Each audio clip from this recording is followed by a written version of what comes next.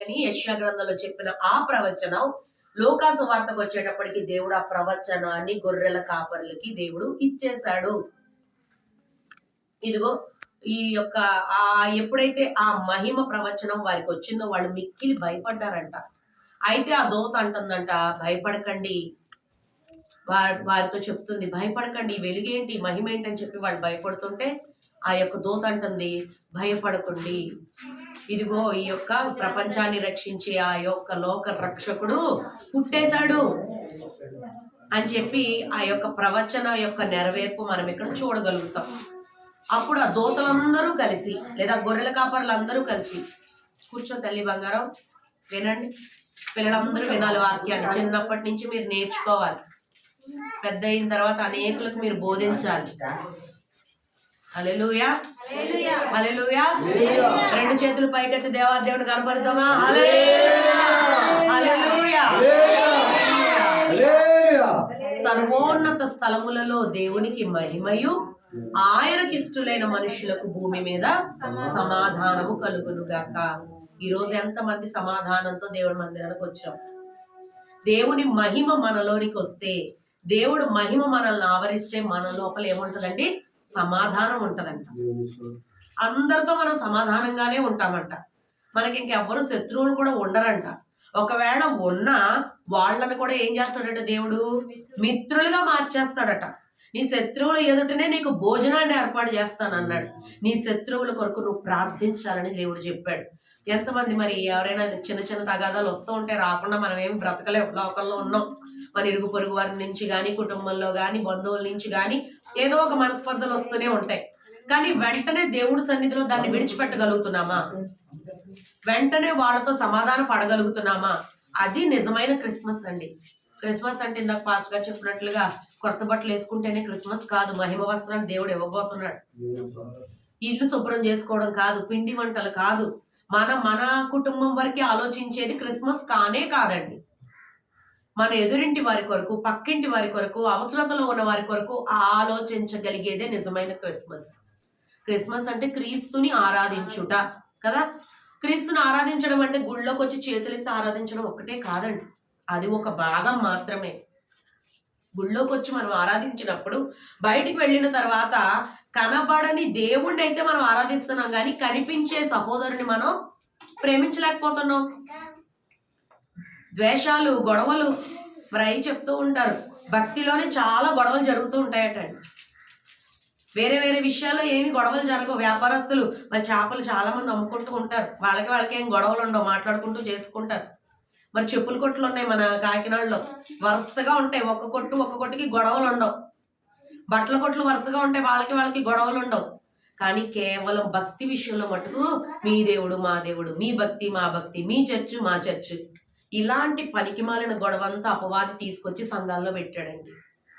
అపవాది చాలా భయంకరంగా మనోనేత్రాలకు గుడ్డితనాన్ని కలుగజేసి దేవుడి యొక్క ప్రణాళికను డైవర్ట్ చేసేసాడు. ప్రస్తుతం మనం చేసే భక్తి చెప్పాలంటే చాలా చాలా చాలా చిన్నది. ఏమి చేయలేకపోతున్నాం దేవుడి కొరకు. ఒక పట్టుమని దైవ సేవకులు చెప్తే ఒక్కరోజు దేవుడి సన్నిధిలో వదులుకుని ఉండలేకపోతున్నాం మనం. ఒక పూట దేవుడి కొరకు ఉపవాసం చేయలేకపోతున్నాం మనం. కనీసం ఒక 100 రూపాయలు పెట్టి ఎవరికైనా సహాయం చేయలేకపోతున్నాం మనం. మరి లాజర్ గారు ఎంత మంచి పరిచయం చేస్తూ ఉంటారు, ఫోటోలు చూస్తూ ఉంటాం. ఇక్కడ అనేక మందికి మరి పలహారాన్ని అందిస్తూ ఉంటారు. అదే అండి నిజమైన క్రిస్మస్ అంటే. ఆ పలహారం పెట్టినప్పుడు ఆ కడుపు నిండి వాళ్ళు తృప్తి పడతారే, అది ఆశీర్వాదం అంటేనండి. మన దగ్గర 1 కోటి రూపాయలు ఉంటే బీరువాలో దాచుకుంటే కాదు ఐశ్వర్యవంతులు అని చెప్పుకోవడానికి. 1000 రూపాయలు ఉంటే దాచుకోవచ్చుగా, ఎందుకు పెట్టాలి? ఇవ్వడంలో ఉన్న ఆశీర్వాదం ఆయనకి తెలుసు అండి, నాకు కూడా తెలుసు. పుచ్చుకొనుట కంటే ఇచ్చుట ధన్యము. మనం ధన్యులం అయిపోవాలి, బ్లెస్ అయిపోవాలి అనుకుంటాం, తప్పు లేదు. కానీ పుచ్చుకుంటే బ్లెస్ అవ్వం, ఇస్తేనే బ్లెస్ అవుతాం. మన చెయ్యి ఎప్పుడు ఎక్కడ ఉండాలండి? పైన ఉండాలండి. మన చెయ్యి ఎప్పుడు కూడా ఇలా చాచే చేతిగా ఉండకూడదు. చెయ్యి ఎప్పుడు కూడా పై చేయిగానే ఉండాలి. మీ అందరికీ నా గురించి తెలుసు. మీ దగ్గరికి వచ్చాను నేను కొన్ని సంవత్సరాల క్రితం. నా పరిస్థితి ఎలా ఉంటుందంటే, ఒక 5 రూపాయల కాసు చేతితో పట్టుకొని నేను ఇదే కాకినాడలో భానుగుడి బ్రిడ్జ్ నుంచి సంత చెరువు బ్రిడ్జ్ వరకు 2 కాళ్ళ నడకతో నడిచిన అనుభవం, సాక్ష్యం నాకు ఉందండి. కానీ దేవుడు నన్ను అక్కడ విడిచిపెట్టేలా, వదిలిపెట్టేలా. అప్పటికి నాకు దేవుడు పూర్తిగా తెలియదు చెప్పాలంటే. కొండ మీద ప్రసంగం అంటే ఏంటో తెలియదు, పాత నిబంధన కొత్త నిబంధన అంటే ఏంటో తెలియదు, యేసు ప్రభు పేరే పూర్తిగా తెలియదు. వచ్చిరాని భక్తి, వచ్చిరాని ప్రార్థన చేసుకుంటూ మరి దేవుడి సన్నిధిలో ఈరోజు ఒకరికి ఇవ్వగలిగే స్థితిలో నన్ను ఉంచాడంటే నా గొప్పతనం కాదు, నా దేవుడు గొప్పోడు కాబట్టి నన్ను గొప్పగా ఉంచాడు. నేను గొప్పదాన్ని అనుకుంటే గొప్పదాన్ని అవ్వనండి, నా దేవుడు అనుకోవాలి. నా దేవుడు అనుకోవాలంటే దేవుడి దృష్టిలో నేను గొప్ప కార్యాలు ఖచ్చితంగా చేయాల్సిందే. ఇదిగో లెమ్ము తేజరిల్లము అంటున్నారండి. ఎవరికి ఇది? మనకే. మనం ఎలా ఉండాలంట? లోకానికి వెలుగుగా ఉండాలట. మీరు దీపాన్ని వెలిగిస్తారు కదా, దాన్ని తీసుకొచ్చి ఎక్కడ పెడతారు? మంచం కింద పెట్టుకుంటారా? కొంచెం కింద పెట్టుకుంటారా? పెట్టుకుంటే ఏమవుతుంది? ఆ వెలుగు అక్కడికే పరిమితం అవుతుంది, ఆ ప్లేసే కనబడుతుంది. కానీ అదే దీపాన్ని తీసుకొచ్చి దీపస్తంభం మీద పెడితే, లేదా ఇంట్లో ఉన్న పై ప్రాంతంలో పెడితే ఇల్లంతటికి వెలుగు. అదే వాక్యం చెప్పారండి. దీపం వెలిగించి నువ్వు మంచం కింద ఉండడానికి కాదు, నువ్వు రక్షింపబడ్డావు, నువ్వు వెలిగింపబడ్డావు, నువ్వు దేవుడి సన్నిధిలో దేవుడి ద్వారా ఎన్నో కార్యాలు పొందుకున్నావు. మరి ఈ వెలుగును తీసుకెళ్ళి మనం ఎక్కడ పెడుతున్నాం? ఈ వెలుగును తీసుకెళ్ళి మన ఇంటి వరకే, మన బీరువాల వరకే, మన కుటుంబాల వరకే పెట్టుకుంటే ఉపయోగం లేదు. అనేకులకు వెలిగించుటకై ఆ యొక్క దీపం ఎక్కడ ఉండాలట? దీపస్తంభం మీద ఉండాలటండి.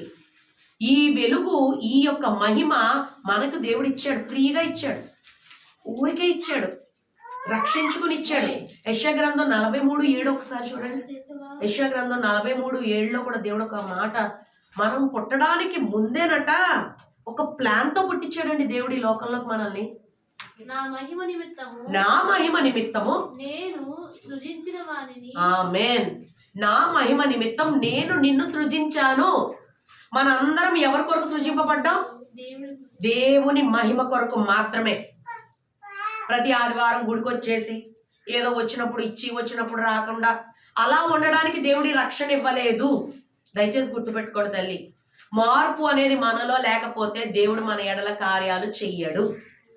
మార్పు ఎప్పుడైతే మనకు వస్తుందో, పరిపూర్ణ మారు మనసు ఎప్పుడు వస్తుందో దేవుడు అద్భుతాలు చూస్తామండి. మామూలుగా ఉండడానికి దేవుడు పిలవలేదు, ఎందుకంటే అన్యులు బాగున్నారుగా. మరి ఇంకెందుకు మనకు భక్తి? ఇంకెందుకు మనం ఈ దేవుడి సన్నిధిలోకి వచ్చి ఆరాధించడం, ఉపవాసాలు చేయడం, పరిశుద్ధ గ్రంథాన్ని చదువుకోవడం, ప్రార్థన చేసుకోవడం? ఏంటి తేడా ఉంది? చెప్పాలంటే కొన్ని పరిస్థితుల్లో అన్యుల కంటే దారుణంగా క్రైస్తవ్యం ప్రవర్తిస్తుందండి. వారికంటే దారుణంగా ఉంటున్నారు. మన ఈ మీడియా వచ్చిన తర్వాత ఏమంటే అనుకోండి, కానీ చాలా భ్రష్టత్వంలోకి వెళ్ళిపోయిందండి క్రైస్తవ్యం. ఒకరినొకరు తిట్టుకుంటూ, ఒక అన్యుడు మాట్లాడుతున్నప్పుడు మీలో మీకే సమాధానం లేదు, మాకేం చెప్తున్నారని అడుగుతున్నారండి. దేవుణ్ణి ఎలా ప్రకటించగలగాలో మాకు తెలియట్లేదు. ఈ యొక్క వ్యర్థమైన మీడియాను బట్టి భయంకరమైన పిచ్చి సాక్ష్యాలు వస్తున్నాయి. ఆ నెట్ గురించి, డబ్బుల గురించి, వంట గురించి. అసలు ఏమైనా అర్థం ఉందా అండి? దేవుడు అవి చేయడానికి వచ్చాడా?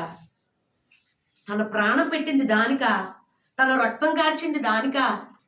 మనల్ని నీతిమంతులుగా, మనల్ని పవిత్రులుగా, మనల్ని నిర్దోషులుగా, మనల్ని పరిశుద్ధులుగా దేవుడు మందిరంలో ఆ పరలోకములో నిలవబెట్టుకోవడానికి దేవుడు రక్తాన్ని చిందిస్తే, మనము తీసుకెళ్ళి భక్తిని తీసుకెళ్ళి మా పిల్లకి పెళ్ళి అవ్వాలండి, మా పిల్లలకి పిల్లలు పుట్టాలండి, అప్పులు తీరాలండి, ఈ పనికి మాలిన భూ సంబంధమైన విషయాలకే భక్తి చేస్తున్నామండి.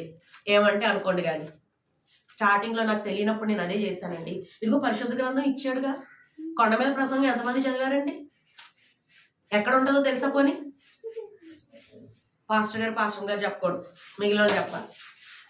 సండే స్కూల్ పిల్లలు కొండ మీద ప్రసంగం దేంట్లో ఉంటుంది? సండే స్కూల్కి వస్తారా? ఏం నేర్చుకున్నారు సండే స్కూల్లో? తబిత అంటే తెలుసా? తబిత అనే అమ్మాయి తెలుసా మీకు? తెలీదా? ఓకే, సరే. కొండ మీద ప్రసంగం మత్తయి సువార్తలో ఉంటుందండి. ప్రపంచంలో ఏదైనా ఒక ప్రసంగం ఎక్కువ మంది చదివారు అని అంటే అది కొండ మీద ప్రసంగం మాత్రమే. గూగుల్ సెర్చ్లో మనకు ఉంటాయి కదా, అన్ని సెర్చ్ చేస్తాం గూగుల్ సెర్చ్లో. అందులోకి వెళ్ళి మీరు కొడితే మౌంట్ ఆన్ సర్మన్ ఎంతమంది చదివారు అని కొట్టండి, కొన్ని కోట్ల మంది చదివారండి. చెప్పాలంటే విచిత్రం, స్వామి వివేకానంద చదివారు, గాంధీ మహాత్ముడు చదివాడు, ఇంకా రామకృష్ణ పరమహంస చదివారు. అంటే ఒక అన్యుడు వచ్చి కొండ మీద ప్రసంగాన్ని చదివి ప్లస్ అవుతున్నాడు. క్రైస్తవులు కొండ మీద ప్రసంగం చదవరు. క్రైస్తవులు కొండ మీద ప్రసంగం చదివితేనండి అంతకు మించిన ధన్యత ఇంకొకటి లేదండి. డైరెక్ట్ పరలోకమే. మనం ఇంకా కరెక్ట్గా ఉంటాం, పరలోకంలో ఫిట్ అయిపోతాం. బుద్ధి గల కన్యకలు, బుద్ధి లేని కన్యకలు దేవుడు చెప్పాడు కదా. 10 మంది ఉన్నారు దేవుడి మందిరంలో, కానీ ఎంతమంది వెళ్ళారు ఆయనతో? 5గురే వెళ్ళారు, సిద్ధపాటు కలిగిన వాళ్ళు. మరి పరిశుద్ధ గ్రంథాన్ని ఇచ్చినప్పుడు ఒకవేళ మనకు చదువు రాదు, ఇప్పుడు టీవీలు వచ్చేసాయి, ఫోన్లు వచ్చేసాయి, లేదా మన పిల్లలు ఉన్నారు, చదివించుకోవాలండి. మత్తయి సువార్త 5, 6, 7 ఖచ్చితంగా చదవండి అమ్మా. మీ జీవితంలో అద్భుతాలు దేవుడు చేస్తాడు. ఆ కొండ మీద ప్రసంగమే నా జీవితాన్ని మార్చింది. ఆ కొండ మీద ప్రసంగమే నా జీవితంలో ఇన్ని కార్యాలకు కారణమైంది. ఎందుకంటే అందులో ఏం చెప్తారో తెలుసా? నిన్ను వలని పొరుగు వారిని ప్రేమించు, నీ శత్రువుల కొరకు ప్రార్థన చెయ్యి, ఆత్మ విషయంలో దీనులుగా ఉండు. ఎవరైనా నిన్ను ఒక్క చెంప మీద కొడితే చెప్పాలి, చూపిస్తున్నావా? ఒక చెంప కాదు కదా, ఒక తిట్టు అవతల తిట్టారా 100 తిట్లు వెళ్ళిపోతాయి ఇటువైపు నుంచి. అందుకే దేవుడు చెప్పారండి, మిమ్మును బట్టి నా నామం అన్యజనుల మధ్య దూషింపబడిపోతుంది. క్రైస్తవులు బట్టే క్రైస్తవ్యం పాడవుతుందండి. క్రైస్తవులు కరెక్ట్గా ఉంటే అన్యులు ఖచ్చితంగా దేవుడి మందిరంలో ఉండాల్సిందే. ఎందుకంటే అన్ని కార్యాలు చేయడానికి దేవుడు రెడీగా ఉన్నాడండి. మనలో మార్పు లేకే దేవుడు కార్యాలు దూరం చేసుకుంటున్నాం. దయచేసి 2026 సంవత్సరం అలా ఉండడానికి దేవుడు ఇవ్వట్లేదండి. ఈరోజు చచ్చిపోతే రేపటికి 2వ రోజు ఏం పట్టుకెళ్తాం పైకి? ఏం పట్టుకెళ్ళమండి. డబ్బులు ఉండవు, బట్టలు ఉండవు, ఏమీ ఉండవు. మనతో ఉన్నవాళ్ళు అనుకున్న వాళ్ళు కూడా ఎవ్వరూ ఉండరు. కానీ ఒక్కటి మట్టుకు పైకి తీసుకెళ్తాం, క్రియలు మట్టుకు పైకి పట్టుకెళ్తాం. పలానా రోజు, పలానా సంవత్సరం, పలానా డేట్లో నువ్వు ఏ క్రియ చేసావో జీవగ్రంథంలో దేవుడు రాసి పెడతాడు. పైకి వెళ్ళిన తర్వాత ఆ జీవగ్రంథాన్ని విప్పుతాడు దేవుడు. ఇదిగో పలానా రోజు నువ్వు ఈ మంచి క్రియ చేసావు, పలానా రోజు ఈ చెడ్డ క్రియ చేసావు. 2 ఉంటాయి. మనం జరిగించిన వాటి యొక్క అది మంచిదైనను సరే, చెడ్డదైనను సరే, క్రీస్తు న్యాయపీఠం ఎదుట మనం ప్రత్యక్షం కావాలండి. దయచేసి వాక్యాన్ని వినాలి. వింటూ ఉండగా దేవుడు మనలో కార్యాన్ని చేస్తాడు. విశ్వాసం పెరుగుద్ది. ఏవో రిఫరెన్స్లు చెప్పేసి వెళ్ళిపోవడానికి నేను రాలేదండి. నా స్వ అనుభవాన్ని మాత్రమే ప్రతి సంఘంలో పంచుతాను. నేను మారిన తర్వాత, నేను దేవుడితో అన్యోన్య సంబంధాన్ని పెంచుకున్న తర్వాత, ఆ వెలుగులో నడిచిన తర్వాత, దేవుడి యొక్క మనస్సుతో నేను పెనవేసుకున్న తర్వాత మాత్రమే నా జీవితం మారింది. మామూలు భక్తి చేసినంత కాలం ఒక అన్యభక్తి చేసిన దానిలాగే ఉన్నాను, క్రైస్తవ భక్తి చేసిన దానిలాగే ఉన్నాను. మార్పు లేని భక్తి చేశాను చాలా సంవత్సరాలు. నేను దేవుడు మందిరానికి వచ్చి కూడా అబద్ధాలు చెప్పేదాన్ని నేను మా అమ్మగారికి. ఎందుకంటే అన్యభక్తిలో మాకు అవే అలవాటు. అన్యభక్తిలో మాకు దేవుడితో అంతా కూడా బిజినెస్ అలవాటు. నువ్వు ఇది చేస్తే నేను ఇది చేస్తా. మా అమ్మగారికి అబద్ధాలు చెప్పుకుంటూ ఉండేదాన్ని నేను. క్రైస్తవ్యంలోకి వచ్చి మారు మనసు లేని దినాల్లో కూడా నేను అలాగే బ్రతికాను. కాబట్టి నా జీవితంలో చాలా ఒడిదుడుకులు నేను ఫేస్ చేశానండి. ఎప్పుడైతే మనస్సు మార్చుకున్నానో దేవుడి కృపను బట్టి, వాక్యానుసారంగా దిద్దుకోవడం మొదలు పెట్టానో, అబద్ధాలు చెప్పకూడదని కంట్రోల్ చేసుకోవడం మొదలు పెట్టాను, దేవుడి యందు భయభక్తులు పెంచుకోవడం మొదలు పెట్టాను, వాక్యానుసారంగా ఒక్కొక్క అడుగు వేయడం మొదలు పెట్టాను, దేవుడు నా జీవితాల్లో కార్యాలు ఎన్నో చేశాడండి. అవి చెప్పుకోవాలంటే కొన్ని గంటలు చెప్పినా సరిపోవు ఆయన చేసిన కార్యాలు. అన్ని గొప్ప కార్యాలు మా ఎడల, మా కుటుంబం పట్ల దేవుడు చేశాడండి. మేము నథింగ్ అండి. మా కుటుంబంలో చాలా పెద్ద కుటుంబమే మాది. మెండపేటలో చాలా పెద్ద కుటుంబం. మరి 2 మావయ్యలు ఉన్నారు, 5గురు మా అమ్మగారికి తోబుట్టువులు ఉన్నారు. పెద్ద ఫ్యామిలీ. అయినప్పటికీ కష్టాల్లో ఉన్నప్పుడు ఎవ్వరూ వచ్చి తొంగి కూడా చూడలేదండి మమ్మల్ని. చిన్నప్పటి నుంచి మా అమ్మగారు ఎన్నో కష్టాలు పడి నన్ను, మా చెల్లిని పెంచుకుంటూ వచ్చారు. గవర్నమెంట్ స్కూల్లో చదివిన ఆ చిన్నపాటి ఫీజు కూడా కట్టుకోలేని పరిస్థితుల్లో మేము ఉండేవాళ్ళం. ఏదైనా కొనుక్కోవాలంటే ఆశ ఉండేది కానీ కొనుక్కోలేకపోయేవాళ్ళం. మా అమ్మగారు ఎప్పుడైనా కొంటే బాగుండు అని ఎదురు చూస్తూ ఉండేవాళ్ళం. అలాంటి పరిస్థితులండి మా జీవితాలు. ఈరోజు యేసు ప్రభువులోకి వచ్చాక డబ్బులు వచ్చాయని నేను చెప్పను, కానీ మనశ్శాంతి వచ్చిందండి, నెమ్మది వచ్చిందండి, గౌరవం వచ్చిందండి, గొప్ప మేలులు వచ్చాయండి. ఇవన్నీ ఎర్త్లీ థింగ్స్ ఈరోజు ఉంటే రేపు పోతాయండి. ఈరోజు ఇలా కడుపు నిండా తిని బ్రతుకుతున్నామంటే దేవుని యొక్క గొప్ప వాత్సల్యం, ఆయన కృప. అది లేని వారు ఎంతో మంది లోకంలో ఉన్నారు. ఎన్నో క్రిస్మస్లు మనం చేసుకుంటున్నాం. ఎవరికైనా ఎప్పుడైనా ఏదైనా మనం చేయగలిగామా? ఇవ్వడం అనేది నేర్చుకుంటేనండి దేవుడి దగ్గర నుంచి పొందుకోవడం అలవాటు అవుతుంది. మనం ఇవ్వకుండా దేవుడు ఏమి ఇవ్వడు. ఎందుకని?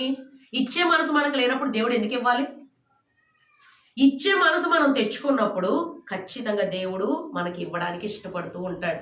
మన ఇంట్లో ఏ కొదువ ఉంచడు, కొరత ఉంచడు. మరి మీ అందరికీ తెలుసు, గిఫ్ట్ బాక్సుల కోసం మీకు చెప్పే ఉంటాను. ఒకసారి నేను క్రిస్మస్కి వచ్చినప్పుడు చెప్పానండి, చెప్పలేదు. మనకి సమరిటన్ బాక్సెస్ అని వచ్చేవి కొన్ని సంవత్సరాల క్రితం. మా పాప చిన్నప్పుడు తీసుకున్నాం ఆ బాక్స్ మేము. అంటే అమెరికాలో ఉన్న పిల్లలు డబ్బులు దాచుకుని క్రిస్మస్ గిఫ్ట్ కింద మన ఇండియాకి బాక్సులు పంపించేవారు. ఆ బాక్సుల్లో బొమ్మలు, స్టేషనరీ, పెన్సిళ్ళు, చాక్లెట్లు, కొన్ని బాక్సులు అయితే డబ్బులు, చాలా ఐటమ్స్ ఆ షూ బాక్సెస్లో వచ్చేవి అక్కడి నుంచి మనకి. ఇక్కడికి రావడం మొదలుపెట్టిన తర్వాత కొంతమంది దాన్ని మిస్యూజ్ చేశారు. ఇక్కడ అంతే కదండి, ఫ్రీగా వస్తుందంటే దాన్ని ఏం చేస్తాం మనం, అలుసుగా చేస్తాం, రాంగ్గా చేస్తాం. చాలా మంది వాటిని ముందే ఓపెన్ చేసేయడం, వాటిలో మంచి వస్తువులు తీసేసుకుని ఏవేవో పెట్టేయడం, ఇలాగ జరగడం వల్ల మన ఇండియాకి అవి రావడం ఆగిపోయింది. అవి వచ్చినప్పుడు అసలు పిల్లలు ఎంత ఆనందించేవారో క్రిస్మస్ టైంలో గిఫ్ట్లు చూసుకొని. ఆ పరిచర్య మనకు ఆగిపోయింది. వేరే నార్త్ సైడ్ వెళ్తుంది, ఒరిస్సా సైడ్, నార్త్ సైడ్ వెళ్తుంది. అయితే అది ఆగిపోయినప్పుడు నాకు ఒక ఆలోచన ఇచ్చాడండి దేవుడు. ప్రభా, అసలు వాళ్ళు అలా ఇచ్చారు కాబట్టే కదా అంత బాగా బ్లెస్ అయ్యారు వాళ్ళు. అమెరికా అంటే ఈరోజు ఎందులోనూ తక్కువ లేదు. ఆ పిల్లలు ఎంత క్లాస్గా ఉంటారో మనకు తెలుసు. సో ఎందుకు అలా ఉన్నారు అంటే ఇవ్వడం వారికి తెలుసు, పంచడం వారికి తెలుసు. అందుకే దేవుడు వాళ్ళని బ్లెస్ చేశాడు. నా పిల్లలు ఎందుకు పంచకూడదు? మా చర్చిలో ఉన్న పిల్లల్ని ఎంకరేజ్ చేయడం మొదలు పెట్టామండి 10 సంవత్సరాల క్రితం. మాట చెప్తున్నాను, 15 సంవత్సరాల దగ్గర. సండే స్కూల్ పిల్లలు, యూత్ పిల్లలకి ప్రతి న్యూ ఇయర్కి ఒక డిబ్బీ ఇస్తాం, ఒక ప్లాస్టిక్ డిబ్బీ ఇచ్చేస్తాం వాళ్ళకి. ఆ సంవత్సరం అంతా పాకెట్ మనీలోంచి, వాళ్ళ నాన్నగారు ఇచ్చే డబ్బులోంచి ₹1, ₹2 అలా దాచి డిసెంబర్ 1వ తారీఖు కల్లా చర్చికి తీసుకొచ్చి ఇచ్చేయాలి. డిబ్బీలు తీసుకొచ్చి ఇచ్చేసిన తర్వాత ఆ డిబ్బీలో ఉన్న డబ్బులన్నీ కూడా మేము కౌంట్ చేసి బజార్లోకి వెళ్ళి మన అట్టపెట్లు ఉంటాయి కదా, చెప్పుల పెట్లు, ఆ పెట్లన్నీ తీసుకొచ్చి ఒక్కొక్క పెట్టి ఒక్కొక్క అమ్మాయికి ఇచ్చి, మీ దగ్గర ఉన్న దాంట్లోంచి అందులోది ఏదన్నా వేయండి. ఇవ్వడం నేర్పించాలని. మీ పేరెంట్స్ ఏదన్నా 2 కొన్నారనుకో, ఒకటి ఇవ్వండి. లేదా మీ దగ్గర ఒకటే ఉందా, మీరేమి ఇచ్చేయాల్సిన అవసరం లేదు, ఒక ₹10 ఇవ్వండి. ఆ ₹10 ఏదైనా కొని బాక్స్లో వేస్తాం అని చెప్పి ఇలాంటి పరిచర్య మొదలుపెట్టి దగ్గర ఒక 12-13 సంవత్సరాల నుంచి ప్రతి సంవత్సరం ఒక 50 మందికి కానీ 40 మందికి కానీ హెచ్ఐవి పిల్లలు ఉన్నారు, తర్వాత సెక్షువల్లీ అబ్యూజ్డ్ పిల్లలు ఉన్నారు, లేదా లేని పరిస్థితుల్లో మురికి వాడల్లో, స్లమ్ ఏరియాల్లో ఉంటారు. క్రైస్తవులకు ఇవ్వడం కాదండి క్రిస్మస్ అంటే, లేమిలో ఉన్న వారికి ఇవ్వడం. అక్కడ అన్యుడైనా ఉండొచ్చు, అక్కడ మనుష్యులకి ఇవ్వాలి మనం. మత్తయి సువార్త 5:16 ఒకసారి చూడండి. మత్తయి సువార్త 5:16. మనుష్యులు మీ సత్క్రియలను చూచి పరలోకమందున్న మీ దేవుని మహిమపరచునట్లు వారి ఎదుట మీ వెలుగు, మన వెలుగు ఎలా ప్రకాశిస్తుందట? పిల్లలు వినాలి. మన వెలుగు ఎలా ప్రకాశిస్తుందట? సత్క్రియల ద్వారా ప్రకాశిస్తుంది. సత్క్రియ అంటే ఏంటి? సారీ నేను సత్క్రియ అంటే ఏంటి నాన్న? మంచి క్రియ. సత్క్రియ అంటే మంచి క్రియ. ఒక మంచి క్రియ చేసినప్పుడు దేవుడు వెలుగు మన ద్వారా లోకానికి ప్రసరిస్తుందటండి. దేవుని యొక్క వెలుగును మనం చూపించాలంటే లైట్ కట్టుకుని తిరగడం కాదు, మన ఇంటి చుట్టూ లైట్లు పెట్టుకోవడం కాదు. మన వెలుగు లోకానికి కనబడాలంటే సత్క్రియలు అనే క్రియలు మనం చేయాలట. చాలా మంది పరిశుద్ధ గ్రంథంలో సత్క్రియలు చేశారు. తబిత అనే పాప తెలుసా మీకు అందరికీ? పిల్లలు, సండే స్కూల్ పిల్లలు, అపోస్తల కార్యం 9వ అధ్యాయంలో, తెలుగు చదవడం వచ్చా మీకు? 9వ అధ్యాయంలో 36వ వచనం ఇంటికి వెళ్ళాక చదువుకోండి. అక్కడ ఒక చిన్న పాప ఉంటుంది, ఇంత పాప, మీ ఏజ్లోనే. ఆ పాప అంట తబిత, తన పేరు భాషాంతరమున దోర్క అనే పేరుందట. ఆ పాప ఏం చేసేదంట, పెద్దవాళ్ళు ఎవరైనా ఉంటే, ముసలి వాళ్ళు ఎవరైనా ఉంటే, లేదా విధవరాండ్రు ఉంటే వాళ్ళకి తనకు వచ్చిన కుట్టు పని, కుట్టు కొట్టడం వచ్చు కదా మీకు, స్కూల్లో నేర్పిస్తారు కదా, ఆ కుట్టు, ఆ పెద్దలకి చిరిగిపోయిన చీరలు కానీ లేదా బట్టలు కానీ వాళ్ళకి కొంచెం కుట్టి హెల్ప్ చేస్తూ ఉండేదట. అలా హెల్ప్ చేస్తూ ఉన్నప్పుడు ఒకరోజు ఆ అమ్మాయి జ్వరం వచ్చి చనిపోయింది. చనిపోయినప్పుడు వెంటనే ముసలి వాళ్ళు అందరూ ఏడ్చారట. ఎందుకని? అయ్యో, మాకు ఎంత సహాయం చేసింది, ఎంత బాగా మా కొరకు ఉపయోగపడే అమ్మాయి చనిపోయిందని చెప్పి ఏడుస్తూ ప్రక్క ఊర్లో ఉన్న పేతురు గారు అనే పాస్టర్ గారు ఉన్నారని చెప్పి కబురు పెట్టి పేతురు పాస్టర్ గారిని రప్పించుకుంటారు. రప్పించుకున్నప్పుడు ఆ పాప కుట్టిన ఆ వస్త్రాలన్నీ కూడా తీసుకొచ్చి ఆ పేదరు గారికి చూపించి, ఇదిగోండి మాకు చిరిగిపోతే ఈ అమ్మాయి కుట్టిందండి, మాకు హెల్ప్ చేసిందండి, మాకు కష్టంలో సహాయపడిందండి చెప్పి అందరూ ఏడుస్తున్నారట పెద్దవాళ్ళందరూ. అలా ఏడ్చినప్పుడు పేతురు గారు లోపలికి వెళ్ళి ప్రార్థన చేస్తే ఆ యొక్క బిడ్డ తిరిగి బ్రతికిందంట తబిత. అంటే చనిపోయినా బ్రతికింది అంటే కారణం ఏంటి? తాను చేసిన సత్క్రియలు, మంచి క్రియలు. ఈరోజు మీరందరూ చిన్న పిల్లలు, మీ ఇంట్లో ఎవరైనా పెద్దవాళ్ళు ఉన్నారనుకోండి, వాళ్ళకి ఏదైనా మీరు హెల్ప్ చేయాలి. అడిగినా అడగకపోయినా చెయ్యాలి. అడిగితే ఖచ్చితంగా చెయ్యాలి, అడగకుండా కూడా మీరు హెల్ప్ చేయాలి. అలా ఎప్పుడైతే మీరు మంచి పనులు పెద్దవాళ్ళకి హెల్ప్ చేస్తారో, ఒకవేళ మన ఈ లోకంలో చనిపోయినా దేవుడు మనల్ని బ్రతికిస్తాడు. మనం చేసే పనులు బట్టే బ్రతుకుతాము. తబిత యొక్క సత్క్రియే అమ్మాయిని బ్రతికించిందండి. ఈరోజు క్రియలు లేకపోతే మనం ఎంత విశ్వాసం ఉంది, ఎంత భక్తి ఉందన్న జీరో అండి. అది క్రియలతో కూడిన క్రైస్తవ్యాన్ని చూపించడమే ఈ లోకానికి కావాలి. దేవుడు వెలుగు ప్రసరించింది అంటే మన క్రియలే వెలుగుగా లోకానికి కనబడాలి. మనమే ఒక వెలుగుగా ఉండాలి, మనమే ఒక మహిమగా ఉండాలి. యేసు ప్రభు వారిని తండ్రి అయిన దేవుడు ఈ లోకానికి ఒక గిఫ్ట్గా ఇచ్చేశారు, ఒక వెలుగుగా ఇచ్చేశారు. ఆ యేసు ప్రభు వచ్చి పని చేసేసుకుని మనందరినీ ఫ్రీ చేసేసి మనందరి కొరకు రక్తం కార్చి వెళ్ళిపోయారు. ఇప్పుడు పని ఎవరిది? మనది. దైవ సేవకులది ఒక్కటే పని అనుకోకండి దయచేసి. వాళ్ళకి ఏం పని ఉండదు, ప్రార్థన పెట్టేస్తారు, రమ్మంటారు అని అనుకోకండి అమ్మా. వాళ్ళు ఏది చేసినా సంఘం యొక్క క్షేమాభివృద్ధి కోసమే, మీ బాగు కోసమే వాళ్ళు చెప్తారు. ఒక్కొక్కసారి మనకి అది హార్డ్గా అనిపిస్తుంది. 500 రూపాయలు పని వదులుకుని ఎలా వచ్చేస్తామండి? నిజంగా వదులుకుని చూడండి, 500కి 1000 రూపాయలు ఇచ్చే దేవుడు అండి మన దేవుడు. నాకు అలాంటివి ఎన్నో సాక్ష్యాలు ఉన్నాయండి నా జీవితంలో. మరి మీ అందరికీ తెలిసి నేను ఒక లెక్చరర్గా వర్క్ చేసేదాన్ని, 3 కాలేజీల్లో వర్క్ చేసేదాన్ని అండి. దగ్గర ఒక 30-40 వేలు నాకు వచ్చేది.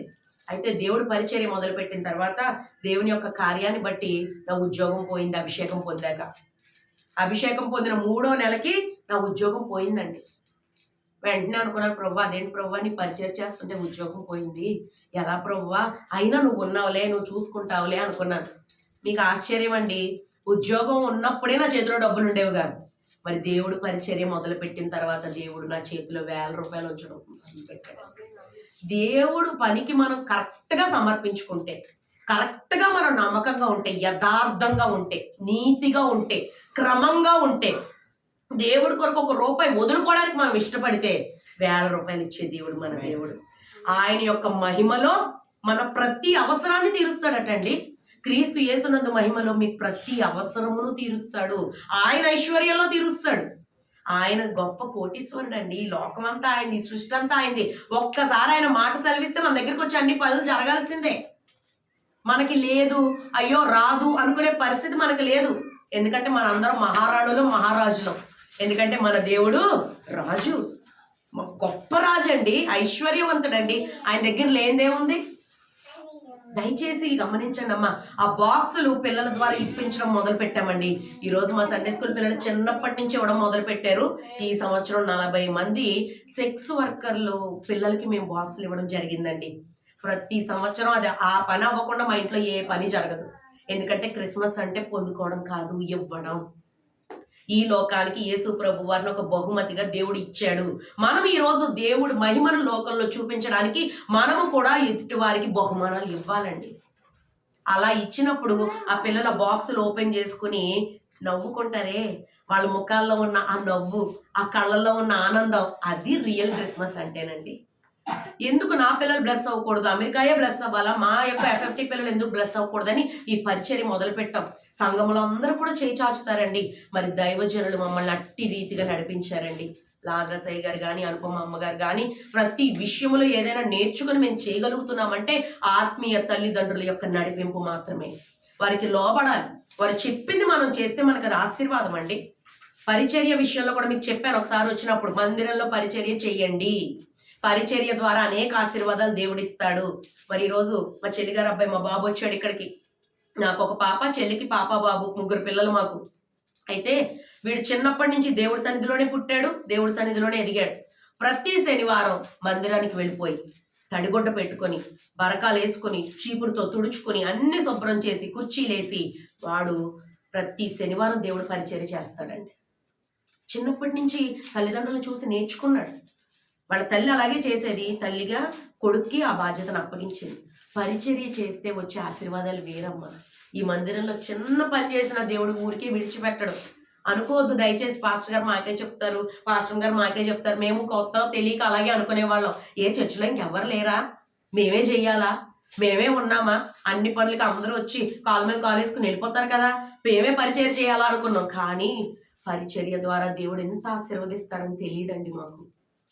నిజంగా ఆ పరిచర్య వల్ల ఈరోజు మా కుటుంబంలో మరి డాక్టర్ చదవడం అంటే మాటలు కాదండి. ఒకళ్ళు చదవడం అంటేనే కష్టం ఈ రోజుల్లో. 2 పిల్లలు డాక్టర్లు చదువుతున్నారంటే దేవుని యొక్క మహాకృప తప్ప, ఆయన భిక్ష తప్ప మాలో గొప్ప ఏమీ లేదు. దట్టు మాకేమీ ఆస్తులు లేవు, ఉద్యోగాలు లేవు, వెనక దాచుకున్న డబ్బులు లేవు. ఏ రోజు వస్తే ఆ రోజు తినే పరిస్థితులు మావి. కానీ దేవుడు ఎంత మార్చాడండి. దేవుడు చేయడానికి సమర్థుడమ్మా. మనమే ఒక్క అడుగు ముందెయ్యాలి ఆయన కొరకు. ఒక్క అడుగు వేస్తే 100 అడుగులు నడిపించే దేవుడు మన దేవుడు. అసాధ్యం అండి. అన్ని లక్షల రూపాయలు ఫీజులు కట్టానంటే వెనక్కి తిరిగి చూసుకుంటే నాకే ఆశ్చర్యం. ప్రతి నెల 31వ తారీఖున లేదా 1వ తారీఖున రాసుకుంటాను, ప్రవ్వా ఈ నెలలో నా బిడ్డకి ఇంత పంపాలి, పిల్లలిద్దరు అక్కడ ఉన్నారు, ఈ నెలలో నాకు ఇన్ని ఖర్చులు ఉన్నాయి, నాకు ఎంత కావాలి. ఎవరిస్తారు? నాకు నువ్వే ఉన్నావు, నా తండ్రి నువ్వే, నా భర్త నువ్వే, నువ్వే నాకు ఇవ్వాలి. నువ్వేం చెప్తే అది నేను చేస్తా. నా పని మట్టుకు నువ్వు చెయ్యాలి ప్రవ్వా అని రాసుకుంటాను లెటర్. ఆ నెలాఖరు ఎలాగైనా చేస్తాడండి దేవుడు. విశ్వాసం అంతే. నువ్వు వాక్యాన్ని చేసినప్పుడు దేవుని వాక్యమే నీ జీవితంలో కార్యం చేసేస్తుంది. ఇదిగో మన సత్క్రియలంట లోకంలో ఉన్న అనేకులకు వెలుగుగా కనిపించాలట. మనుష్యులు మీ ఎదుట ఉన్న ఆ క్రియల ద్వారా దేవుణ్ణి మహిమపరచాలంట. ఇదిగో చీకటి కమ్మబోతుందండి. రాబోయే దినాల్లో కటిక చీకటి లోకాన్ని కమ్మబోతుంది. మరి నీ వెలుగేది? కరెంటు పనిచేయదు. ఇదిగో కరెంట్ లేదు, ఇప్పుడు లైట్ వేసుకుందాం అంటే కుదరదు. ఈ వెలుగు కోసం మాట్లాడట్లా దేవుడు. నిజమైన వెలుగు ఉందటండి లోకంలో. ఆ వెలుగు వచ్చి లోకంలో అనేకులను వెలిగిస్తుందంట. ఈరోజు మనం వెలిగాం, ఇంకా అనేక మంది వెలుగులో లేక ఉన్నారు, చీకట్లో ఉన్నారు, నశించిపోతున్నారు, నరకానికి వెళ్ళిపోతున్నారు. అగ్నిలో నుండి కొందరినైనా మనం లాగగలగాలండి. మన భక్తి ద్వారా ఇంకొక ఆత్మను రక్షింపకపోతే పరలోకంలో స్థానం ఉండదు. నేను డిగ్రీ చదువుతున్నప్పుడు నాకు ఒక అరుణ అని ఒక పాస్టర్ గారు అమ్మాయి ఫ్రెండ్ ఉండేది. అమ్మాయి అస్తమానం అంటూ ఉండేది, ఆత్మ లేకపోతే పరలోకంలో ఎంట్రీ ఉండేది కాదు, ఎంట్రీ ఉండదు అనేది. నాకు అప్పుడు అర్థమయ్యేది కాదు, తెలియదు కదా అప్పుడు నాకు బైబిల్ అంటే ఏంటో తెలియదు. అర్థం ఒక ఏంటి ఇలాంటిది, ఆత్మ ఏంటి, ఎవరు ఉండాలి అంటే అప్పుడు అనేది, ఒక్క ఆత్మనన్నా మనం రక్షించకుండా పరలోకానికి వెళ్తేనట నీకు ఇచ్చిన రక్షణను తీసుకెళ్ళి నువ్వు భ్రష్టత్వంలో పెట్టావు కాబట్టి నీకు పరలోకంలో ఎంట్రీ లేదంటాడటండి దేవుడు. మరి ఎంతమంది ఎన్ని ఆత్మలు రక్షించారో ఇక్కడ. ఒక్క ఆత్మనన్నా మన జీవితంలో రక్షించగలిగామా? దేవుని పరిచయం చేయగలిగామా? ఆ కుటుంబం మన ద్వారా దేవుళ్ళు దీవింపబడిందా? ఇది ఎవరికి వారి వ్యక్తిగతంగా వేసుకోవాల్సిన ప్రశ్న అండి. 2025 ఆఖరి రోజు. ఈ 2026లో మన టార్గెట్ ఏమవ్వాలి తెలుసా? ఇదిగో నేను వెలిగాను, ఇంకొకరిని వెలిగించాలి. నేను మండుతున్నాను, ఇంకొకరిని మండించాలి. నేను ప్రకాశిస్తున్నాను, అనేకులు ఈ ప్రకాశంలోనికి రావాలి. ఇదే మీ టార్గెట్ అవ్వాలి. ఖచ్చితంగా కాపరి ఎప్పుడు కూడా సంఘాన్ని వాక్యంతో మేపుతారు. గొర్రెల్ని కనాలి. గొర్రెల్ని కనకపోతే పైకి వెళ్ళాక గొడ్రాలా అంటాడండి దేవుడు. ఈ లోకంలో బిడ్డల కోసం నేను మాట్లాడట్లా. ఈ లోకంలో బిడ్డలు లేకపోతేనే ఎంత తాపత్రయపడిపోతాం గొడ్రాలంటారని. మరి ఆత్మీయంగా ఒక్క ఆత్మనన్నా మనం కన్నామా? ఒక్క ఆత్మను దేవుడు సన్నిధికి నడిపించగలిగామా? మనమే కష్టాల్లో ఉంటాం, మనమే బాధలు చెప్పుకుంటూ ఉంటాం. వినాలి తల్లి, దయచేసి వినాలి. పెద్దలైన తల్లులు ఉండడం ఆశీర్వాదం సంఘానికి. అయితే మీ కుటుంబంలో కార్యాలు జరగడానికి కూడా మీరే కారణం. మీరు చేసే ప్రార్థన, మీరు చేసే పరిచర్య, మీకు ఇంకేం పని ఉండదు కదా. ఒక కుటుంబం కొరకు ప్రార్థన మొదలు పెట్టండి. ముందుగా డైరెక్ట్ గా వెళ్ళిపోయి యేసు ప్రభువుని నమ్ముకో అంటే ఎవరో నమ్ముకునే రోజుల్లో లేరు. పరిచర్య చాలా భారంగా జరుగుతూ ఉంది. దైవ సేవకులు ఎంతో ఒత్తిడితో, ఎంతో కష్టంతో, లేమిలో పరిచర్య చేసే సేవకులు బోల్డ్ మంది ఉన్నారు.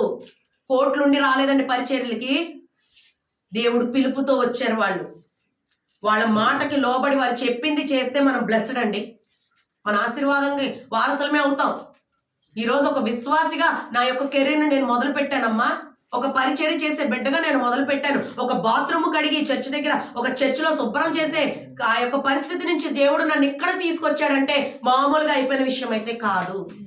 ఎన్నో పడ్డాను, ఎన్నో కష్టాలు, ఎన్నోసార్లు సూసైడ్ చేసేసుకోవాలి, చచ్చిపోవాలనుకున్నాను. ఈ జీవితం భరించలేను, నా బ్రతుకు ఉండకూడదు, చచ్చిపోతే మంచిది అని ఎన్నో ప్రయత్నాలు చేసేసానమ్మా నేను. అలాగ చచ్చిపోవలసిన ఈ పనికి మాలిన జీవితాన్ని, మారాలాంటి జీవితాన్ని, ఎందుకు ఉపయోగం లేని జీవితాన్ని నా ప్రభు వాడుకుంటున్నారండి. నా దేవుడి కొరకు నిలవబడ్డానంటే నా గొప్ప కాదు, నా దేవుడు గొప్పవాడు, నా దేవుడు శక్తివంతుడు, నా దేవుడు బలవంతుడు, నా దేవుడు కోటీశ్వరుడు. ఆయన బిడ్డగా నేను కూడా అంతే. ఈరోజు మనలోనే ఉందండి మన కుటుంబ క్షేమము కానీ, మన సంఘ క్షేమము కానీ, మన ఇరుగు పొరుగు వారు కానీ అడుగుతారు రేపు పొద్దున. ఒకవేళ ఆలోచించడానికి ఏ హార్ట్ అటాక్ వచ్చి ఇప్పుడే చచ్చిపోయాం అనుకోండి, పరలోకంలో నిలబడతాం. నిలబడిన వెంటనే దేవుడు ఏమంటాడు తెలుసా? పలానా దుమ్ములపేటలో, పలానా కాకినాడలో, పలానా ఆంధ్రప్రదేశ్లో నిన్ను ఇన్ని సంవత్సరాలు ఉంచాను కదా, నీ పక్కింటోళ్ళకి ఒక్కసారైనా సువార్త చెప్పావా? నీ పక్కింటోళ్ళ కోసం కనీసం ఒక్క పూట ఉపవాసం ఉండి ప్రార్థన చేసావా? ఆత్మల భారం లేకపోతే క్రైస్తవులు చచ్చిన వాళ్ళతో సమానం. మనం ఎంత ఉండి తిన్నా వేస్ట్ అండి, ఎన్ని కొత్త బట్టలు వేసుకున్నా వేస్ట్ అండి. పక్కనున్న ఆత్మ పట్ల భారం లేకపోతే పరిశుద్ధాత్మ దేవుడు మనలో పనిచేయడు. పరిశుద్ధాత్మ దేవుడు మనలో పనిచేయాలంటే పక్కనున్న ఆత్మ పట్ల నీకు భారం ఉండాలి. మరి నాకు ఒక స్నేహితురాలు ఉండేది కొన్ని సంవత్సరాల క్రితం. ఆమె నేను కూడా కొలీగ్స్ గా వర్క్ చేసే వాళ్ళం. శ్రీదేవి అని ఒక బ్రాహ్మణ అమ్మాయి, పూజారి గారు అమ్మాయి కోరంగిలో నాతో పాటు వర్క్ చేస్తూ ఉన్నప్పుడు స్టార్టింగ్ దినాల్లో ఆమెకి నేను సువార్తను పరిచయం చేసి దేవుని పరిచయం చేసినప్పుడు చాలా బలమైన విశ్వాసిగా మారింది.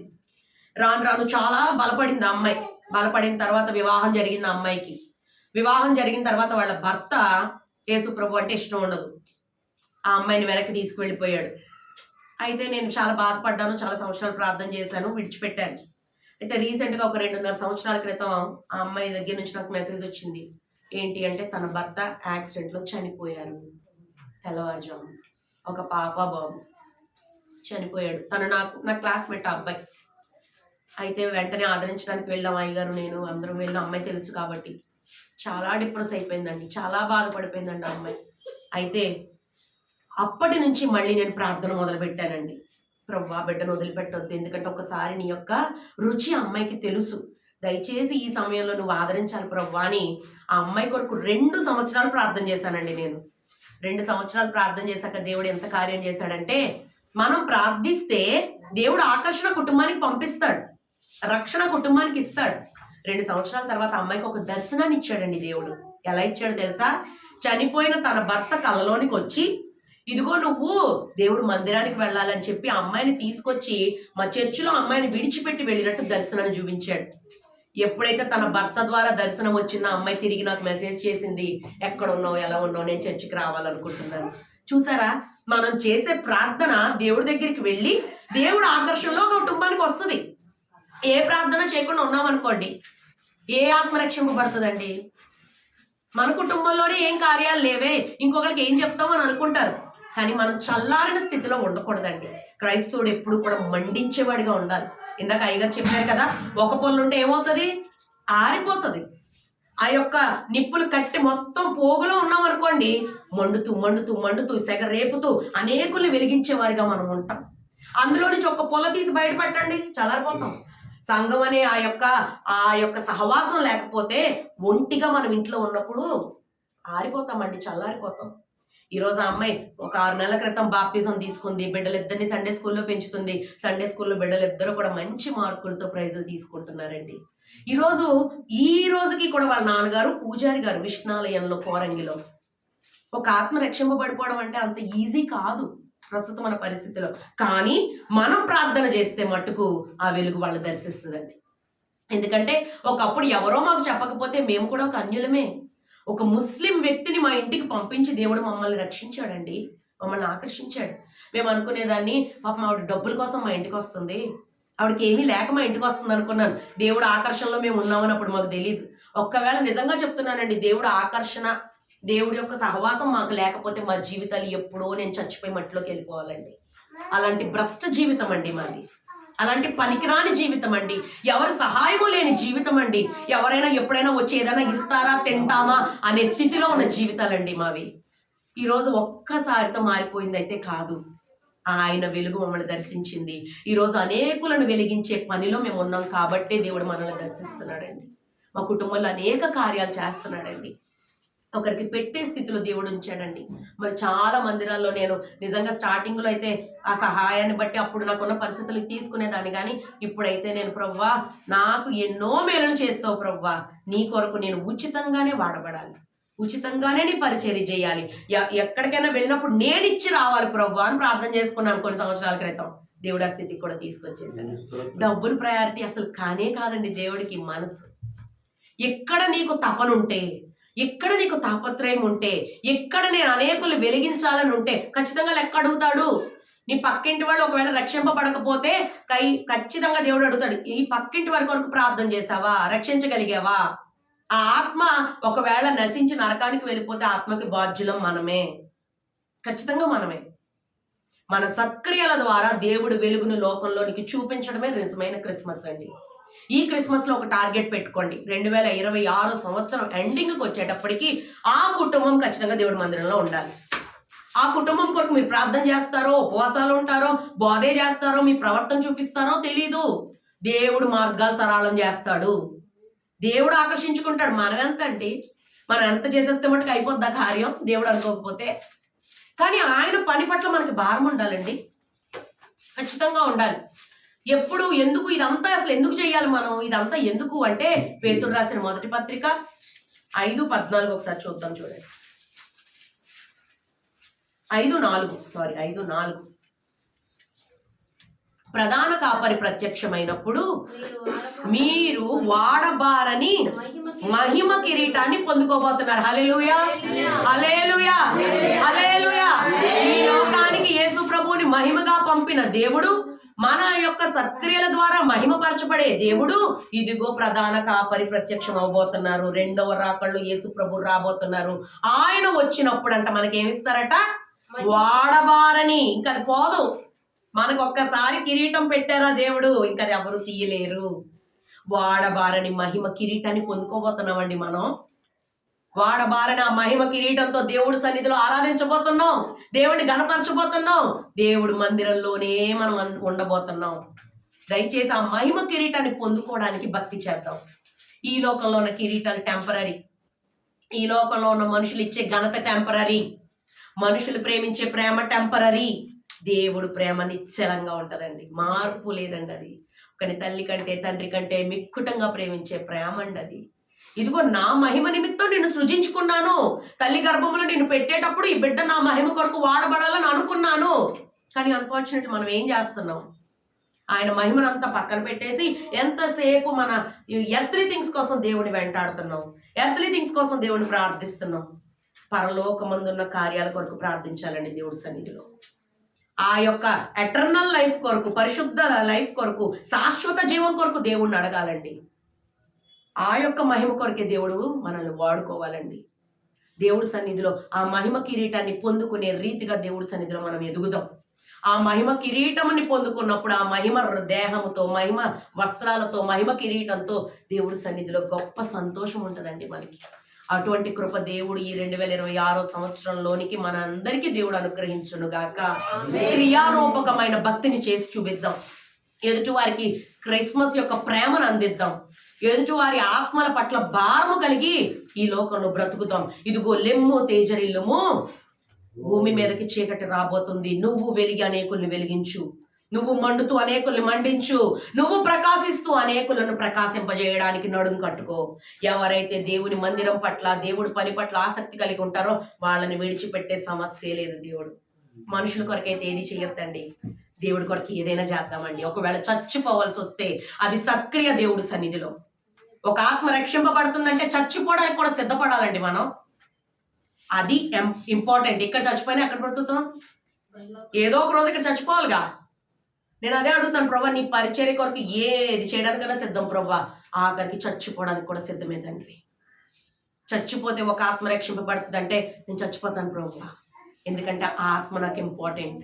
ఎందుకంటే ఒకానొక దినమున నేను చచ్చిపోయే బ్రతుకుని దేవుడు బ్రతికించి స్థితిలో ఉంచాడు. ఈ లోకంలో ఏది అడగనండి దేవుణ్ణి, డబ్బులు అడగను, ఆరోగ్యం అడగను, ఏమీ అడగను. నీ మహిమ కొరకు వాడుకో ప్రభువా, నీ ఘనత కొరకు నిలబెట్టు ప్రభువా, అనేకులకు ఆశీర్వాదకరంగా నన్ను ఉంచు ప్రభువా. మరి జూలై నెలకి మా బిడ్డలు ఇద్దరు కూడా డాక్టర్ పట్టాతో తిరిగి రాబోతున్నారు. మీరు అందరూ చేసిన ప్రార్థన, అనేక సంఘాలు చేసిన ప్రార్థన, మా బిడ్డలు MBBS పూర్తి చేసుకున్నారండి. ఫీజులు అన్నీ కట్టేశాను. మంత్లీ ఎక్స్పెండిచర్ ఒకటే పంపాలి. డ్యూటీస్లో ఉన్నారు బిడ్డలు ఇద్దరు కూడా, చాలా కష్టపడుతున్నారు. వారి కొరకు ప్రార్థించండి. మరి సంఘాన్ని మీరే బలోపేతం చేసుకోండి. అనేకులు దేవుడి సన్నిధికి రావాలి, అనేక ఆత్మలు రక్షింపబడాలి. మన పక్కనున్న ఒక్క కుటుంబం, ఒక్క ఆత్మ రక్షింపబడినా పరలోకంలో సంతోషం అంట. మీ మహిమ అనేకులు చూడాలి, మీ వెలుగు అనేకులు చూడాలి. ఇదిగో చూడము, భూమి మీద చీకటి కమ్మబోతుందండి. జీవవాక్యమును జేబూని జ్యోతి వలె లెమ్ము. ఎవరైతే అనేకులను త్రిప్పుతారో వారు ఆకాశ మండలంలోని నక్షత్రాలను పోలి జీవిస్తారట. మనం దేవుడి పట్ల పని కలిగి మనం బ్రతికితే దేవుడు మనల్ని నక్షత్రాల వలె ఉంచుతాడు. అటువంటి కృప మనందరికీ దేవుడు అనుగ్రహించును గాక. ఒక చిన్న పాట పాడుకుందాం, కళ్ళు మూసుకుందాం దేవుడి సన్నిధిలో. చూడుము భూమి మీద చీకటి కమ్ముచున్నది, చూడుము భూమి మీద చీకటి కమ్ముచున్నది, జీవవాక్యము చేబూని జ్యోతి వలె లెమ్ము.